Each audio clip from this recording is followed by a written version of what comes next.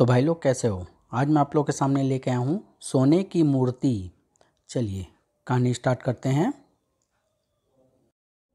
जादूगर त्रिकाल अनेक मायावी शक्तियों का स्वामी एक ऐसा शैतान तांत्रिक था जिसकी सेवा में भूत प्रेत पिशाच चांडाल चुड़ैल गुलामों की भांति हाथ बांधे खड़े रहती थी। लेकिन वह जादूगर त्रिकाल के रूप में मनुष्यों के बीच जाता रहता था।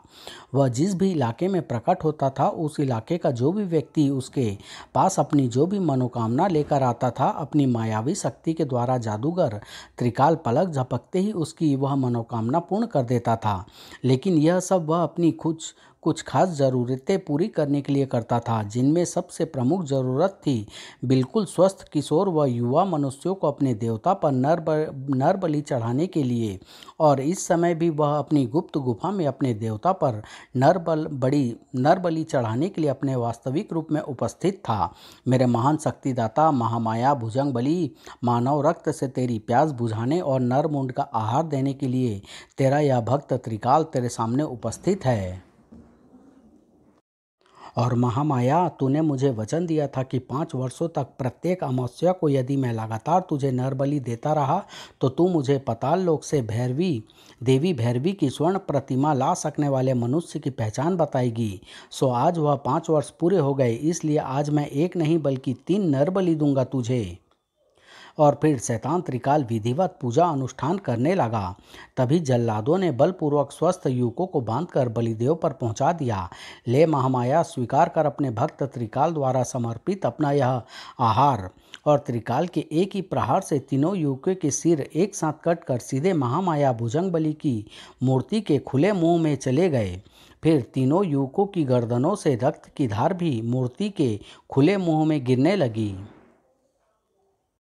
अघोरी त्रिकाल की आंखें खुशी से चमकने लगी और उसने अपने हाथ मूर्ति के ओर फैला दिए। अचानक अघोरी के हाथों पर एक मानव खोपड़ी प्रकट हो गई और उसी क्षण मूर्ति के मुंह से गूंजती हुई आवाज निकली, यह मायावी खोपड़ी पाताल लोकवासिनी देवी भैरवी की स्वर्ण प्रतिमा को प्राप्त करने से संबंधित तेरी हर संभव सहायता करेगी। वाह, तू सचमुच बहुत दयालु है महामाया। और अब तो त्रिकाल इतना खुश था मानो उसे सारे ब्रह्मांड की दौलत मिल गई हो। अब तो त्रिकाल अपने काल को भी अपनी मुट्ठी में कैद कर लेगा। बता मायावी खोपड़ी, इस संसार में वो कौन सा सूरमा है जो पाताल लोक से देवी भैरवी की स्वर्ण प्रतिमा ला सकता है। अगले ही क्षण उस मायावी खोपड़ी की आंखों से किरणें निकलकर दीवार पर चित्र बनाने लगी। फिर दृश्य बदलने के साथ ही खोपड़ी में से आवाज निकली, सिंह देश के नरपुर गांव में स्थित इस मकान को ध्यानपूर्वक देखो, क्योंकि वह मनुष्य इसी मकान में रहता है जिसकी तुम्हें जरूरत है। फिर प्रकट हुआ उसी मकान के अंदर का दृश्य। अब देखो इस मनुष्य को, इसकी उम्र 18 वर्ष है, नाम विक्रम है और इसके मस्तक की रेखाएं में सूर्य चक्र बना हुआ है। और पाताल लोकवासिनी देवी भैरवी की स्वर्ण प्रतिमा लाने वाले मनुष्य में जो बल बुद्धि साहस और पराक्रम होना आवश्यक है वह सब इस लड़के में मौजूद है। तभी त्रिकाल ने नवयुवक की आवाज़ सुनी, माँ, कल मैं महाराज से मिलने दरबार जा रहा हूँ, तू बता तेरा मन क्या कहता है, क्या महाराज मुझे अपनी सेना में भर्ती कर लेंगे। मेरा मन जो कहता है वह मैं सिवाय अपने भगवान के किसी को नहीं बताती। और अब तू हाथ मुंह धोकर खाना खा ले। अब यह सोचना तुम्हारा काम है जादूगर त्रिकाल की इस नवयुवक को अपने कार्य के लिए कैसे तैयार करोगे। सोच लिया, चलो मेरे चेलो, फौरन नूरपुर गांव पहुंचकर ऐसा चक्कर चलाना है कि वह छोकरा कल दरबार में नहीं बल्कि मेरे बताए मार्ग पर रवाना हो। जाओ मायावी खोपड़ी, अब जब याद करूं तब आना। अगले ही क्षण वह खोपड़ी गायब हो गई। फिर वह गुफा से बाहर निकला। उसे देखते ही दर्जनों भयानक काले कुत्ते उसके इर्द गिर्द इकट्ठे हो गए।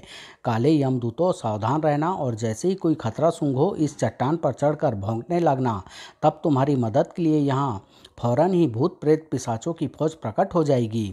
आदेश सुनते ही कुत्ते गुफा की रखवाली के लिए इधर उधर बिखर गए। जब महामाया हमारे रूप बदल कर हमें यहाँ से जय महामाया, हमारे रूप बदल कर हमें यहाँ से दूर ले चल। और अगले ही क्षण उस गुफा से दूर जंगल में शैतानी अघोरी जादूगर त्रिकाल के रूप में तथा उसके जल्लाद सन्यासी चेले बनकर प्रकट हो गए। जादूगर त्रिकाल ने एक बार पुनः अपने हाथ उठाए। जय महामाया, हमें सिंह देश के नूरपुर गांव में ले चल। और पलक झपकते ही वे नूरपुर नामक गांव की सीमा पर प्रकट हुए। गुरुदेव, आप यहीं रुके रहिए, वह मकान हम अकेले ढूंढ लेंगे और किसी न किसी बहाने से विक्रम नाम के उस छोकरे को यहीं बुला लाएंगे। तुम मूर्ख हो क्या? जो उसे ढूंढने जाओगे वह यहीं आएगा। एक बार नहीं, जितनी बार हम उसे बुलाएंगे उतनी बार यहीं आएगा वह। और अपना आसन जमाकर जादूगर त्रिकाल ने अपनी बांसुरी के मधुर सम्मोहिनी सुर वातावरण में बिखेरने शुरू कर दिए। उफ! बांसुरी की आवाज़ जब गांव के लोगों के कानों में पड़ी तो अरे, यह तो जादूगर त्रिकाल की बांसुरी की आवाज़ है। हाँ, बांसुरी की इतनी मधुर धुन भला और कौन बजा सकता है? और शीघ्र ही गांव में भगदड़ मच गई। जादूगर त्रिकाल आ गया। अरे सुना तुमने? जादूगर त्रिकाल हमारे गांव के बाहर बैठा बांसुरी बजा रहा है। जादूगर त्रिकाल, अगर उसका आशीर्वाद मिल गया तो कल दरबार में मेरी मनोकामना अवश्य पूरी हो जाएगी। और देखते ही देखते पूरा गांव जादूगर त्रिकाल के इर्द गिर्द जमा होकर उसकी जय जयकार करने लगा। जादूगर त्रिकाल की जय। बस शांत हो जाओ, शांत हो जाओ। मुझे तुम्हारी यह जय जयकार नहीं बल्कि तुम्हारे हृदय का प्रेम चाहिए। और जादूगर त्रिकाल की आवाज़ में न जाने कैसा विचित्र सम्मोहन था कि लोग एकाएक शांत हो गए। अब सब एक साथ बोलो, जादुई चमत्कार देखोगे? हाँ हाँ, देखेंगे देखेंगे। और फिर जादूगर त्रिकाल एक के बाद एक जादुई चमत्कार दिखाता चला गया। अरे वाह! अभी अभी त्रिकाल जमीन पर खड़ा था और अब पलक झपकते ही हाथी पर बैठा दिख रहा है। फिर उसने दर्शकों में से ही एक लड़के को अपने पास बुलाया और किसी के कुछ समझने से पहले ही उसने उस लड़के का सिर धड़ से अलग कर दिया। लेकिन आश्चर्य, धड़ से अलग होने के बावजूद लड़के का सिर जमीन पर गिरने की बजाय धड़ के ठीक ऊपर हवा में स्थित हो गया था। नहीं नहीं, घबराओ मत, मैं अपने जादू से इसका कटा हुआ सिर दोबारा इसके धड़ में जोड़कर इसे पुनः जीवित कर दूंगा। और दूसरे ही क्षण सभी लोगों को नमस्कार। अरे वाह, यह तो सचमुच कमाल हो गया। और फिर जादूगर त्रिकाल लोगों के दुख दर्द मालूम करने लगा तो विक्रम घर की ओर दौड़ पड़ा। मेरी अच्छी माँ, जो अपनी आंखों से कुछ भी नहीं देख सकती, शायद जादूगर त्रिकाल की दया से वह आंखों से सब कुछ देखने लग जाए। लेकिन इधर जादूगर त्रिकाल का शिष्य पहले ही विक्रम के घर पहुंच गया। यही है वह मकान और यही है वह अंधी औरत जो मायावी खोपड़ी ने दिखाई थी। अचानक शिष्य ने अपने सिर पर हाथ रखा और पलक झपकते ही शिष्य एक विशालकाय काला नाग बन गया। फिर उसने मकान में दाखिल होकर रस्सी बांट रही विक्रम की माँ को डस लिया। अरे बचाओ मुझे, सांप ने डस लिया। बेटा विक्रम, कहाँ हो, कहाँ हो? और कुछ देर बाद जब विक्रम घर लौटा तो उसे अपनी माँ का नाम के जहर से नीला पड़ा हुआ मृत शरीर मिला। माँ! नहीं माँ नहीं, तेरे सिवा मेरा इस दुनिया में है ही कौन? माँ, तू मुझे यूँ अकेला छोड़कर नहीं जा सकती। मैं तुझे यमराज से भी छीन लाऊंगा, मैं तुझे जीवित करूंगा माँ। और लोगों को हतप्रभ छोड़कर वह घर से निकल भागा। मैं जादूगर त्रिकाल को अपने साथ लेकर आऊँगा, जो कटे हुए सिर को दोबारा जोड़ देता है। मैं उससे विनती करूँगा, उनके पैर पकड़कर कहूँगा, जादूगर मेरी माँ को जीवित कर दे, बदले में चाहे मेरी जान ले ले। विक्रम दौड़ता हुआ जादूगर त्रिकाल के पैरों में गिर पड़ा। ओ महान जादूगर, अगर लोगों का यह कहना सच है कि संसार के हर प्राणी से तुझे प्यार है तो मेरी माँ को जीवित कर दे, उसे सांप ने डस लिया है। ओह, यह तो बहुत बुरा हुआ मेरे बच्चे विक्रम। तो तुम मेरा नाम कैसे जानते हो जादूगर? मैं सबके बारे में सब कुछ जानता हूँ मेरे बच्चे, मैं तुम्हारा भविष्य भी जानता हूँ। मेरी माँ को जीवन दे दो जादूगर, जो कि आप अपने महान जादू से दे सकते हो। नहीं मेरे बच्चे, मैं किसी भी मृत प्राणी को जीवित नहीं कर सकता। नहीं नहीं, तुम झूठ बोल रहे हो जादूगर, क्योंकि मैंने अपनी आंखों से देखा था कि तुमने तलवार से एक लड़के का सिर काटकर जादू से उसे दोबारा जोड़कर उसे पुनः जीवित कर दिया था। बच्चे, वह मेरा सम्मोहिनी जादू था। उस जादू के द्वारा लोगों की आंखें वही देखती है जो मैं उन्हें दिखाना चाहता हूँ। लेकिन तुम्हें मेरी बात पर ऐसे विश्वास नहीं होगा, इसलिए तुम्हें एक नमूना दिखाता हूँ। इतना कहकर जादूगर त्रिकाल ने विक्रम की आंखों के सामने अपना हाथ घुमाया और अगले ही क्षण, यह देखो विक्रम, तुम्हारी माँ। विक्रम मेरे लाल, मुझे बचा, मुझे बचा। और उसी क्षण विक्रम पिछली हर बात भूलकर अपनी माँ को शेर के जबड़े से बचाने के लिए दौड़ पड़ा। लेकिन जैसे ही विक्रम अपनी माँ की रक्षा के लिए दौड़ा, अरे कहाँ गया शेर, मेरी माँ, सब गायब। देखा मेरे बच्चे, तुम्हें अच्छी तरह मालूम था कि तुम्हारी माँ तुम्हारे घर में मरी पड़ी है, लेकिन यहाँ मेरे सम्मोहन के प्रभाव से तुमने उसे शेर के जबड़े में फंसा देखा। हाँ, सच। इसका मतलब तुम मेरी माँ को जीवित नहीं कर सकते, तो ठीक है, यह काम अब मैं खुद करूँगा। क्या इस बारे में तुम मेरा कोई मार्गदर्शन कर सकते हो? क्यों नहीं मेरे बच्चे, मैं तुम्हें बता सकता हूँ कि तुम अपनी माँ को कैसे पुनः जीवित कर सकते हो। यह सुनते ही विक्रम की रग रग में अपार हर्ष और उत्साह की बिजली सी कौंध गई। वाह जादूगर वाह, अगर यह सच है तो फिर अपनी माँ को जीवित करने के लिए मुझे अगर प्राणों की बाजी भी लगानी पड़ी तो मैं सहर्ष लगा लूँगा। जादूगर त्रिकाल विक्रम को भीड़ से अलग ले गया। हाँ, इसके लिए तुम्हें अपने प्राणों की बाजी ही लगानी होगी विक्रम, क्योंकि तुम्हारी माँ को जीवित करने वाली शक्ति पृथ्वी पर नहीं बल्कि पाताल लोक में है। पाताल लोक से तुम्हें देवी भैरवी की एक स्वर्ण प्रतिमा लानी होगी, जो किसी भी अकाल मृत्यु मरने वाले प्राणी के मृत शरीर में प्राण फूंक सकती है। और सांप के द्वारा डसा जाना भी अकाल मृत्यु माना जाएगा। अपनी माँ को भैरवी की शक्ति के द्वारा पुनः जीवित कर सकते हो तुम। जादूगर की बात सुनकर विक्रम सोच में पड़ गया। पाताल लोक, देवी भैरवी की स्वर्ण प्रतिमा, पाताल लोक की अनेक कहानियाँ मैंने सुनी और पढ़ी तो है, लेकिन मैंने उन्हें कभी सच नहीं माना, उन्हें कोरी कल्पना समझता आया हूँ। लेकिन यह भी सच है कि यह जादूगर भला मुझसे ऐसा झूठ क्यों बोलेगा?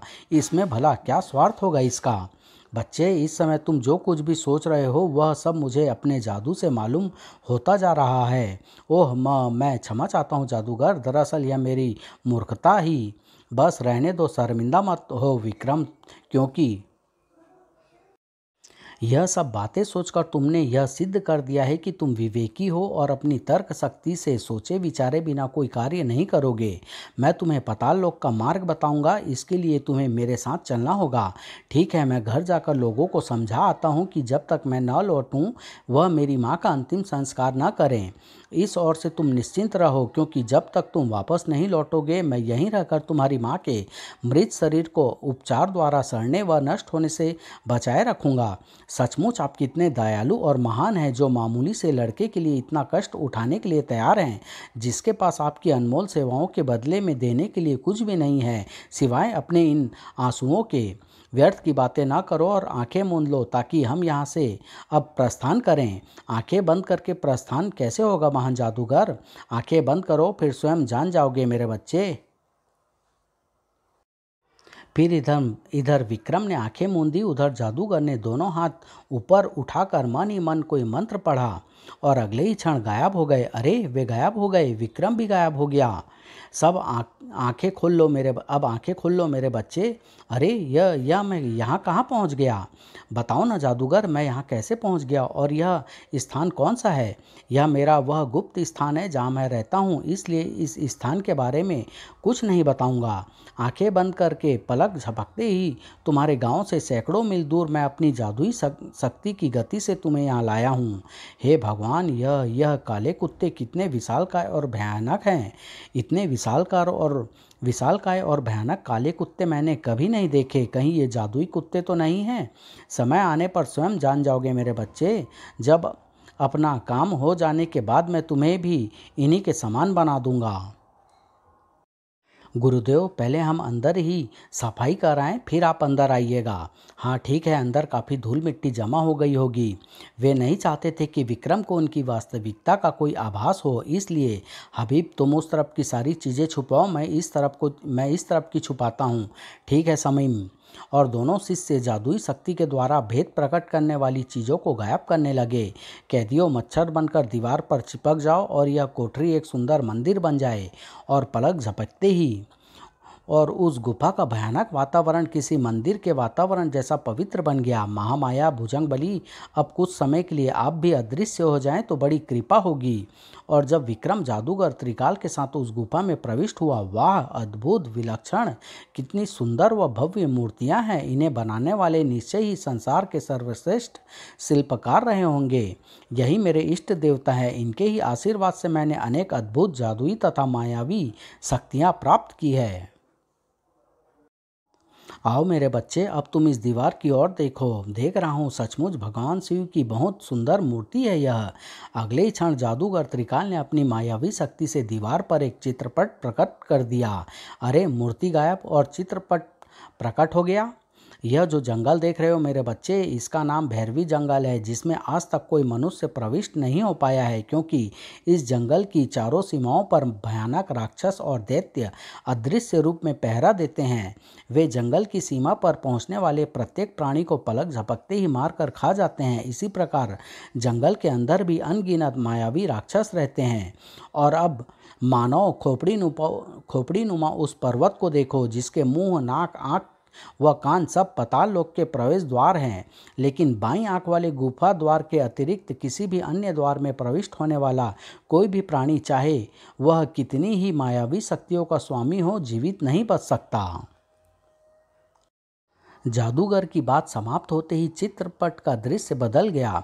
इसलिए तुम बाईं आंख वाले गुफा द्वार से पाताल लोक में प्रवेश करोगे। अब तुम चित्रपट पर पाताल लोक का भव्य नगर देख रहे हो। वाह, अद्भुत, शानदार। इस पाताल नगरी में तुम्हें उस समय तक कोई खतरा नहीं जब तक कि किसी नगर रक्षक को तुम पर कोई संदेह न हो, अन्यथा तुम्हें अनेक खतरों और मुसीबतों का सामना करते हुए नगर के बीचों बीच स्थित देवी भैरवी के इस सोने के मंदिर तक पहुंचना होगा, और फिर वहां तुम्हें अपने बल, बुद्धि, साहस और पराक्रम से मंदिर के रक्षकों को परास्त करके मंदिर में प्रवेश पाना होगा। मंदिर के अंदर तुम्हारा मुकाबला मंदिर के मायावी पुजारियों से होगा, जिन्हें पराजित करके अथवा चकमा देकर तुम्हें मंदिर के पूजा घर तक पहुंचना होगा। यह पूजा घर है देवी भैरवी की स्वर्ण प्रतिमा हाथ में आते ही तुम वहां से गायब हो जाओगे।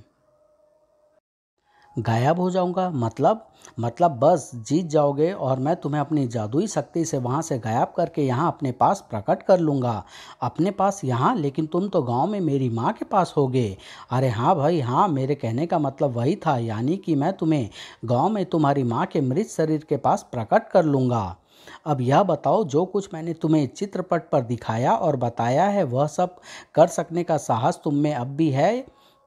कहीं डर तो नहीं गए? क्या कह रहे हैं आप? डर कैसा? जिस माँ ने मुझे जन्म दिया है, उस माँ को जीवित करने के लिए अगर यह जीवन त्यागना भी पड़ा तो हंसते हंसते त्याग दूंगा। वाह, तुम जैसे पुत्र पर मुझे भी गर्व है। अब मैं तुम्हें अपनी कुछ शक्तियाँ दूंगा जो तुम्हारे इस अभियान में बहुत मदद करेगी। अगले ही क्षण जादूगर ने हाथ हवा में उठाया। पलक झपकते ही उसकी हथेली पर एक अद्भुत चमक वाली अंगूठी प्रकट हो गई। लो, इस अंगूठी को पहन लो और इसके नग पर जो लिखा है वह पढ़कर सुनाओ। अंगूठी के नग पर अक्षर चमकने लगे। तलवार, भाला, धनुष तथा 14 प्रकार के मायावी बाण, जादुई रस्सी और तिलिस्मी खंजर, यह सभी मायावी चीज़ें जब तुम इनका नाम लोगे तुम्हारे हाथ में प्रकट हो जाएगी। और तभी अचानक जादूगर त्रिकाल ने अपना हाथ आगे फैलाया तो उसके हाथ पर सुनहरी काम वाले जूतों का एक सुंदर जोड़ा प्रकट हो गया। इन जादुई जूतों को पहनकर तुम हवा में मन चाहे वेग से उड़ सकोगे। विक्रम ने अपने पुराने फटे हुए जूते उतार कर जादुई जूतों को पहन लिया। अब आंखें बंद कर लो, इसके बाद जब आंखें खोलोगे तो अपने आप को भैरवी जंगल में पाओगे। विक्रम ने झट आंखें बंद कर ली और क्षण भर बाद ही विक्रम ने जादूगर त्रिकाल की आवाज़ बहुत दूर से आती सुनी। ओह, तो अब मैं पहुंच गया भयानक मायावी राक्षसों और दैत्यों से भरे भैरवी जंगल में। आंखें खोल दो विक्रम। अरे, यह क्या? मेरे उन फटे पुराने वस्त्रों की जगह यह सुंदर पोशाक कैसे और कब आ गई? यह अच्छा किया जादूगर ने, वरना अपने फटे पुराने वस्त्रों के कारण मैं शीघ्र ही उस पाताल नगरी के नगर रक्षकों की निगाहों में आ जाता। मन ही मन खुश हो रहा विक्रम अपनी ओर बढ़ती आ रही उस मौत से बिल्कुल बेखबर था। तभी उस विशालकाय अजगर ने अपने शिकार पर अपना पूरा शरीर गिरा दिया और ओह, यह मुसीबत कहाँ से टपक पड़ी। बापरे, गर्दन तोड़ने में ज़्यादा देर नहीं लगाएगा यह, शीघ्र ही कुछ। मैं भी मूर्ख हूँ जो जादूगर महाराज की दी हुई जादुई अंगूठी को भूले हुए हूँ। तो तलवार चाहिए। अगले ही क्षण, वाह, अब मजा चखाता हूँ इस दानव रूपी अजगर को। और फिर खच। उफ, जान बची। अगर कुछ क्षण और जादुई अंगूठी को भूला रहता तो इस समय वह दुष्ट अजगर मुझे निगल गया होता। अब विक्रम ने मानो खोपड़ी नुमा पर्वत की तलाश में इधर उधर निगाह घुमाई। वो उधर है, पाताल लोक के गुफा द्वारों वाला विराट पर्वत। विक्रम उस मानव खोपड़ी नुमा पर्वत की ओर बढ़ चला। अचानक दलदल, उफ, जितना ऊपर उठने की जोर लगाता हूँ उतना ही नीचे धंसता हूँ। धत, फिर वही गलती, यानी कि जादुई अंगूठी को भूल गया जिस पर जादुई रस्सी भी लिखा था। तलवार रानी गायब हो जाओ और रस्सी देवी आप बिना विलंब के प्रकट हो जाओ। अगले ही क्षण वाह, सचमुच बिना विलंब के प्रकट हो गई रस्सी देवी। और अब बिना विलंब के उस वृक्ष की मजबूत डाल पर अपना फंदा कस लो। और पलक झपकते ही विक्रम के हाथ में थमी रस्सी का एक सिरा वृक्ष की ओर उठता चला गया। उन जादुई चीज़ों के चमत्कारों के बारे में अक्सर किताबों में पढ़ता जरूर था, लेकिन कभी कल्पना भी नहीं की थी कि ऐसी अनोखी चीज़ों का प्रयोग मैं खुद करूँगा। रस्सी ने फंदा बनाया और वह फंदा खुद ब खुद उस वृक्ष की सबसे मोटी डाल पर कस गया। और फिर दलदल से बाहर आना अब क्या मुश्किल था विक्रम के लिए। लेकिन उस बेचारे को क्या खबर थी कि एक नई मुसीबत अपनी इकलौती आंख से उसे ही देख रही है। रस्सी देवी, तुम्हारी ज़रूरत बाद में भी पड़ सकती है, इसलिए यहीं मत लटकी रह जाओ, यानी कि गायब हो जाओ फौरन। लेकिन इधर जैसे ही रस्सी गायब हुई, उधर झाड़ियों में से खड़े इकलौती आंख वाले भयानक राक्षस ने जोर की सांस खींची। अरे, यह एकदम इतनी भयानक आंधी कैसे चल पड़ी जो मुझे उड़ाए ले जा रही है। तभी उसकी नज़र सांस खींचते उस भयानक राक्षस पर पड़ी। हे भगवान, यह आंधी नहीं चल रही है, बल्कि राक्षस सांस खींच रहा है ताकि मैं हवा के साथ उड़ता हुआ उसके मुंह में चला जाऊं। याद आया, उड़ तो मैं भी सकता हूँ। ऐ मेरे जादुई जूतों, उस भयानक राक्षस की विपरीत दिशा में उड़ाओ। अगले ही क्षण राक्षस द्वारा खींची जा रही तूफानी हवा को चीरता हुआ विक्रम राक्षस की विपरीत दिशा में उड़ने लगा। अपने शिकार को अपने दूर से जाता देख राक्षस ने उसकी ओर अपना एक हाथ उठा दिया। जा नहीं पाएगा मनुष्य। और आश्चर्य, राक्षस का हाथ तेजी से लंबा होता चला गया। तू मेरा आहार है और अपने आहार को मैं कभी नहीं छोड़ता। तभी विक्रम ने पीछे मुड़कर देखा और राक्षस के हाथ को देखते ही वह बुरी तरह बौखला उठा। हे भगवान, यह क्या चमत्कार दिखा रहा है तू। उस राक्षस का तो हाथ ही लंबा होता जा रहा है मेरी तरफ। अरे मेरे जादुई जूतों, अपनी पूरी ताकत से उड़ो। लेकिन उसी समय जैसे ही हवा में उड़ता हुआ विक्रम एक ऊंचे वृक्ष के बराबर से गुजरा। तू मेरा आहार है रे मनुष्य। बाप रे, चुड़ैल या राक्षसनी। मैं न चुड़ैल हूँ न राक्षसनी, मैं हिम्बा दानवी हूँ। तभी एक आंख वाले राक्षस का सिर धड़ से अलग होकर तीव्र वेग से उड़ता हुआ दानवी के पास पहुंच चुके अपने हाथ की कलाई पर स्थिर हो गया। फिर भयानक आवाज में चिंगाड़ उठा, इसे छोड़ दे हिम्बा, यह मेरा आहार है। तेरा आहार? यह शिकार मैंने पकड़ा है, इसलिए यह मेरा आहार है। ओह नहीं, यह तो साबुत ही निगलने जा रही है मुझे। जादुई अंगूठी, मुझे धनुष और सम्मोहिनी बाण चाहिए। इधर विक्रम के हाथ में धनुष बाण प्रकट हुए। उधर राक्षस ने दानवी को अपना शिकार अपने मुंह की ओर ले जाते देखा तो गुस्से से आंख बबूला होकर दानवी के जबड़े पर मुक्का जड़ दिया। नहीं हिम्बा, यह मनुष्य मेरा आहार है, इसे मेरे हवाले कर, वरना मैं तुझे ही मार कर खा जाऊंगा। वाह, अब आया कुछ मजा। इधर विक्रम ने धनुष पर अपनी वह मायावी सम्मोहिनी शक्ति वाला तीर चढ़ाया। लेकिन असली मजा अब आएगा जब तुम दोनों पर मेरे इस तीर का सम्मोहिनी प्रहार होगा। उधर राक्षस के घुसे के प्रहार से तिलमिलाकर हिम्बा दानवी भयानक ढंग से चिंगाड़ उठी। अरे नीच, तूने मुझ पर प्रहार करके अपनी मृत्यु निश्चित कर ली है। मैं अभी अपनी सहेलियों को बुलाती हूँ, तो मैं भी अपने मित्रों को बुला लूँगा, लेकिन यह अच्छा नहीं होगा। हमारे आपसी युद्ध से यह पूरा जंगल नष्ट हो जाएगा तो देवी भैरवी हम सबको कठोर दंड देगी। इसलिए अच्छा यही होगा कि तू मेरा शिकार मेरे हवाले कर दे। नहीं, अब तो तुझे मैं मुष्टि प्रहार की सजा दूंगी ही। और दूसरे ही क्षण उसका भीषण आवाज से समूचा भैरवी जंगल थर्रा उठा। भैरवी जंगल के दानवियों, तुरंत अपनी सखी हिम्बा के अपमान का बदला लेने के लिए यहाँ आ जाओ। अगले ही क्षण भैरवी जंगल दानवियों को भयानक चीखे और अट्टहासों से थर्रा उठा। इसी बीच राक्षस ने भी भीषण गर्जन कर दिया। राक्षसों, इकलौती आंख वाले, अपने साथी की मदद के लिए आ जाओ। बापरे, अब निश्चय ही इस जंगल का सर्वनाश हो जाएगा। और इन विकराल राक्षसों व दानवियों के बीच होने जा रहे इस महासंग्राम के बाद मेरी तो एक हड्डी तक नहीं मिलेगी पूरे जंगल में।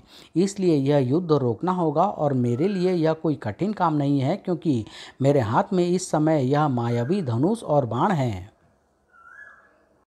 तभी इस सारे फसाद की जड़ तू है मनुष्य, इसलिए पहले तुझे खाकर तृप्त हो लूं। अरे हिम्बा, मुझे अकेले को खाने के लिए मरी जा रही है तू, जबकि इस जंगल में मेरे जैसे हजारों लाखों मनुष्य मौजूद हैं। हजारों लाखों मनुष्य? क्या बकता है रे मनुष्य? बकता नहीं, सच कहता हूँ। अब देख, जिधर देखेगी उधर मेरे जैसे अनेक मनुष्य तुझे घूमते नजर आएंगे। धनुष से छूटते ही उस बाण में से ऐसा अनोखा प्रकाश निकला जिसने भैरव जंगल के समस्त प्राणियों को चौंका दिया, और अगले ही क्षण इतने सारे मनुष्य जंगल में घुस आए और खुले घूम रहे हैं। इनमें से अगर एक भी मनुष्य पाताल लोक में चला गया तो अनर्थ हो जाएगा। चबा जाओ इन सबको। सचमुच इतने सारे मनुष्य, हम सब के लिए कई महीनों तक का भोजन। वाह, सबसे पहले तुझसे ही पेट भरना शुरू करूं। जादुई अंगूठी पर्वत भेदी बाण चाहिए। और पलक झपकते ही विक्रम के हाथ में एक बाण प्रकट हो गया। बड़ा मुलायम है, तुझे तो चबाना भी नहीं पड़ेगा। तुझे मालूम नहीं हिम्बा, मैं तेरी मौत हूँ। दानवी के मुंह में पहुँचते ही उसने ऊपर की ओर वह पर्वत भेदी मायावी तीर छोड़ दिया। अगले ही क्षण जादुई जूतों, अब उस मानव खोपड़ी नुमा पर्वत की ओर उड़ा ले चलो। असली विक्रम गजब की फुर्ती से अपना बचाव करता हुआ अपने लक्ष्य की ओर उड़ता ही चला जा रहा था। अरे, अब नहीं मैं आता किसी के हाथ। लेकिन जैसे ही विक्रम मानव खोपड़ी नुमा पर्वत के निकट पहुंचा, ओह, यह कैसा अद्भुत विमान उड़ता हुआ पर्वत के मुंह से बाहर आ रहा है।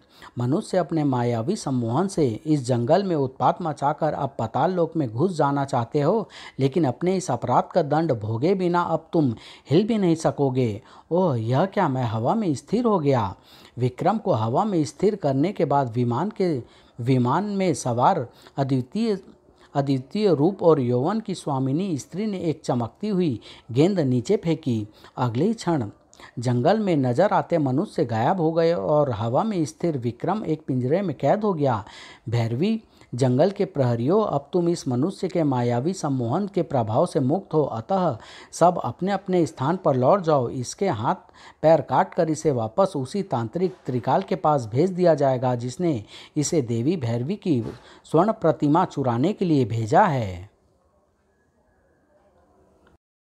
यह तो विद्रोही राजकुमारी अलका है, जिसे पाताल लोक की रानी कलावती ने तिलिस्मी महल में कैद कर दिया था। फिर यह यहाँ कैसे आ गई? विद्रोही राजकुमारी अलका? आश्चर्य है, यह यहाँ कैसे आ गई?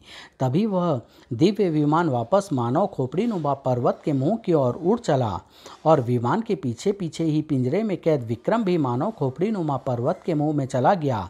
आश्चर्य, पर्वत के मुंह में प्रविष्ट होने वाले प्राणी तो जीवित बचता ही नहीं है। फिर राजकुमारी अलका क्यों चली गई उस मौत के द्वार में? उधर अपनी गुफा में जादूगर त्रिकाल? सत्यानाश, यह कमबख्त कहाँ से आ मरी और विक्रम को कैद करके कहाँ ले जा रही है यह? ओह, क्षमा करना त्रिकाल, अब मैं तुम्हें पर्वत के मुंह के अंदर का कोई दृश्य नहीं दिखा सकती, क्योंकि राजकुमारी ने मेरी शक्तियों को पर्वत के मुंह पर रोक दिया है। लेकिन यह मैं तुम्हें बता सकती हूँ कि विक्रम की जान खतरे में है। ओह नहीं नहीं, चाहे कुछ भी हो जाए मैं विक्रम को मरने नहीं दूंगा। लेकिन मैं विक्रम को बचाऊंगा कैसे? उसे बचाने के लिए भैरवी जंगल में गया तो खुद मारा जाऊंगा, फिर क्या करूं मैं? राजकुमारी अलका कौन थी? उसे तिलिस्मी महल में क्यों कैद किया गया था? वह तिलिस्मी महल से आज़ाद कैसे हो गई थी?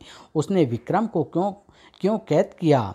क्या उसने सचमुच विक्रम के हाथ पैर काट कर उसे वापस जादूगर त्रिकाल के पास भेज दिया? ये सब जानने के लिए नेक्स्ट भाग का इंतज़ार कीजिए पाताल का शैतान से। धन्यवाद।